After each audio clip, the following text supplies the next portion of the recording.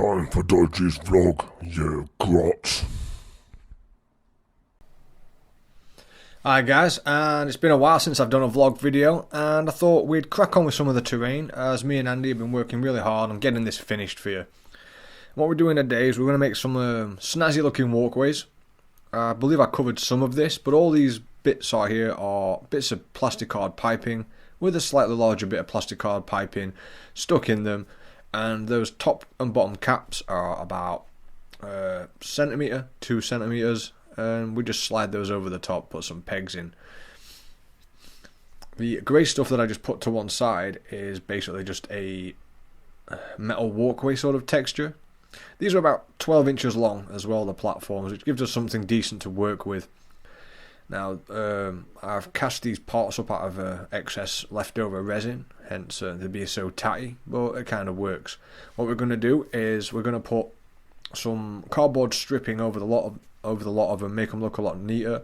So it doesn't matter if you've got a join in the middle there, we're going to cover it over with some cardboard. We're going to go around the edges with the cardboard, make it look nicely trimmed and finished off. Although, learning from experience, actual plasticard pieces would be better. These L shapes would be great in plasticard.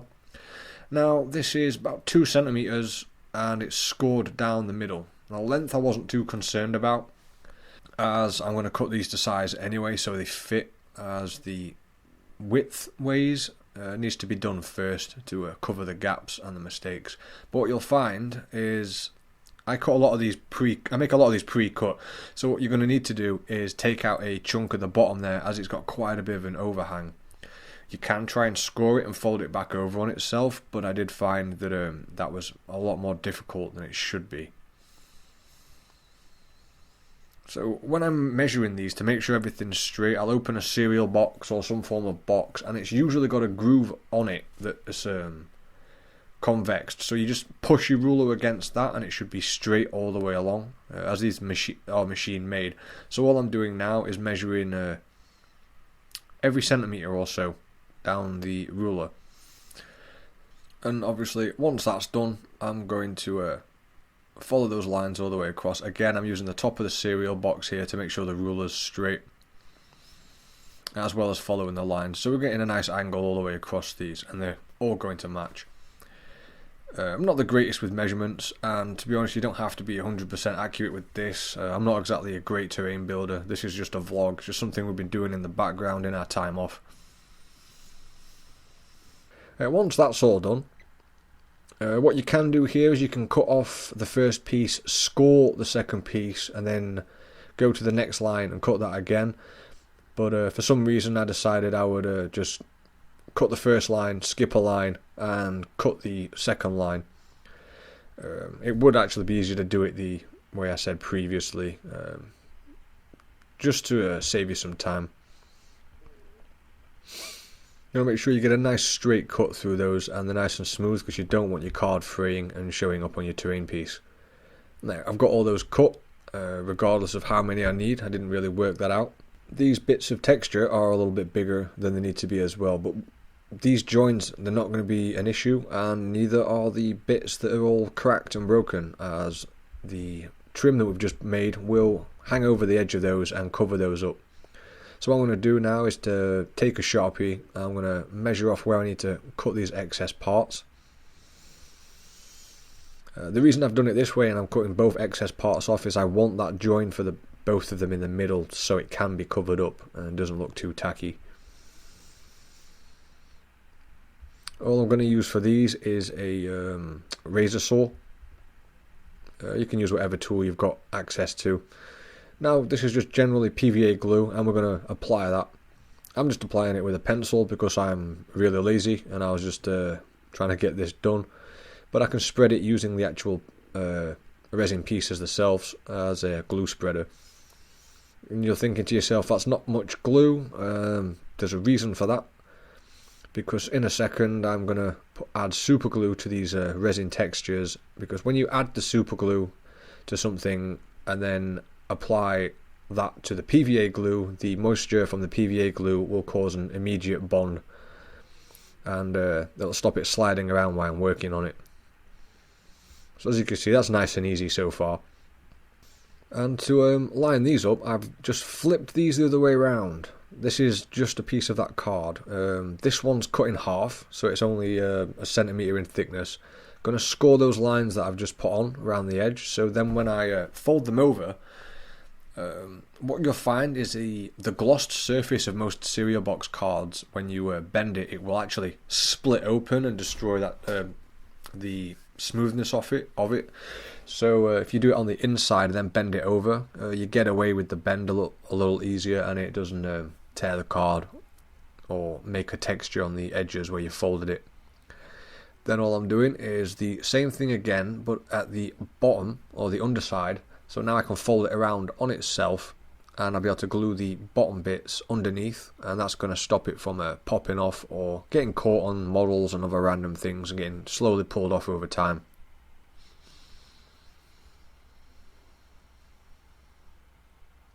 There you go. And that will just sit dead center there. Got to cut a little bit of excess off.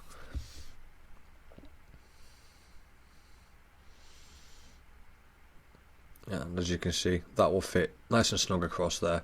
And it's got two flaps, so we can glue it to the underneath as well, just to stop it coming away from the away from the bridge or walkway.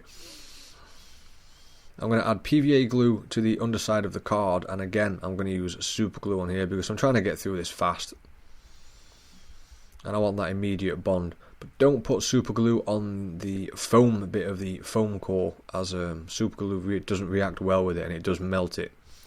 But if you've got PVA glue covering it, you can get away with it, as the super glue will only bond to the PVA glue. Now what I'm doing is I'm scoring through the middle of these, and just using that score to fold them over, and we're going to do the same thing again, keeping the shiny side of the cardboard on the inside.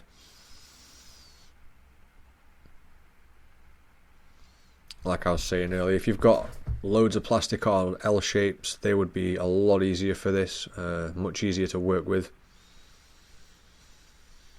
Now as this is the full piece, the 2 centimetre pieces, it will end up with a bit of excess on the underside. So what I'm going to do is I'm going to cut that excess piece off. I was going to score it and fold it round, but there's so little of it that it's really difficult to fold it round, so it's easier to just carve it off.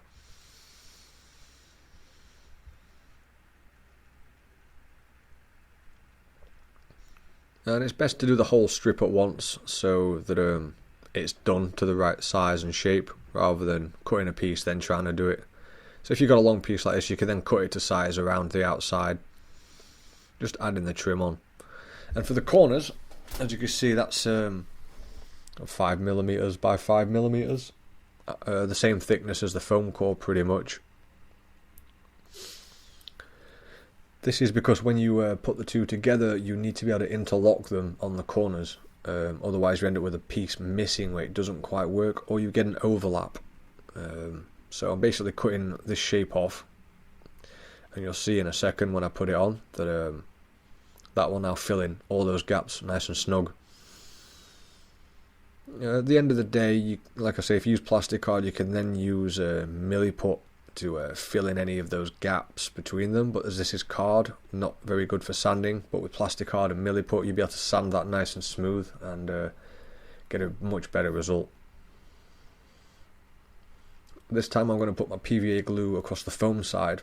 The reason for that is, like I was saying, the super glue will bond to that immediately, but it won't affect the foam core because it's got a layer of PVA glue over it.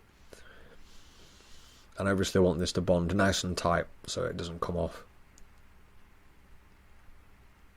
I was rather enjoying doing these, although they can be quite tedious. I'm going to get both of them done in this video. There's really not that much to this one, that's why it's only a vlog video, not a tutorial. But I've got a second vlog coming up as well soon, and we'll be doing more on this and more on another bit, and I'll show you what the table looks like as well after the second part. Or after the next vlog even. And as you can see, that bonds on there really quickly.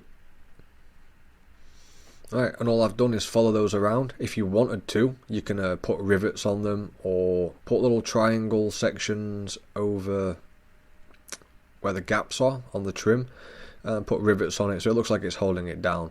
The moment I'm using a 3mm Dremel piece. I have pre-measured this to where the plasticard legs are for this walkway. What I'm going to do is I'm going to put some pegs in here, and that's going to help them bond and stay in place because we obviously don't want this coming off. So basically that would fit on there. This is another project you may have seen me do on another terrain vlog. We do almost have them finished at this point. They're not fully painted, but you'll get the general idea. So to make this nice and secure, what I'm going to do is make sure those legs line up with the holes that I've made because they are hollow, and I'm going to put bits of paintbrush or anything else in there, super glue it in, and that's going to help keep the whole thing together, stop it from moving around, especially while it sets. As you can see, this is just an old paintbrush that's not very good for anything anymore, but the wood on it is still perfectly usable. Just cutting that to size so it's about 3mm, and then just cutting off another piece. We're just going to start putting those in like pegs.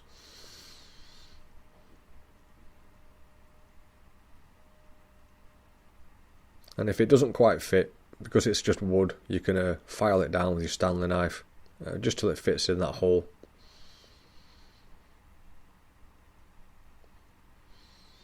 Then all you need to do is take your pegs and glue those in. I'm using super glue. I'm going to add PVA glue afterwards. Nice and simple. They fit pretty snug.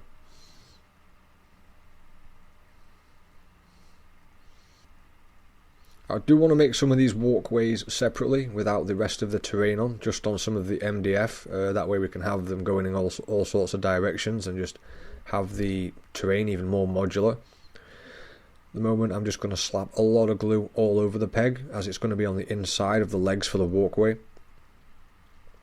and I do want it to make sure it's touching all the sides as well.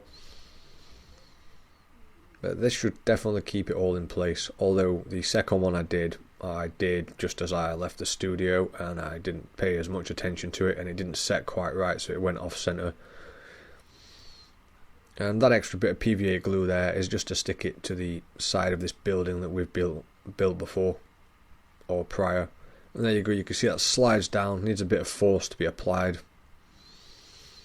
And we can get that relatively straight, just needs fiddling around with. And obviously I want to take off some of this excess PVA glue. You've got to bear in mind I'm not a massive terrain builder. There's a lot of people on YouTube who do make a lot of really good terrain videos, but we just wanted to get this finished. And that's pretty much all there is for this video. As you can see, I've added some more texture. I'm going to add some more texture. That's not fitted yet. And this piece here that's supposed to lock across it dried slightly skew with and not fully in angle in the right. It's not fully in the right angle, but we can just adjust our table like that. So I've had to cut some excess off because for some reason it was the wrong length. Even though I'd measured it up on one of these bits of wood, which aren't all the same length, thanks to the guy at B&Q who can't use a saw properly.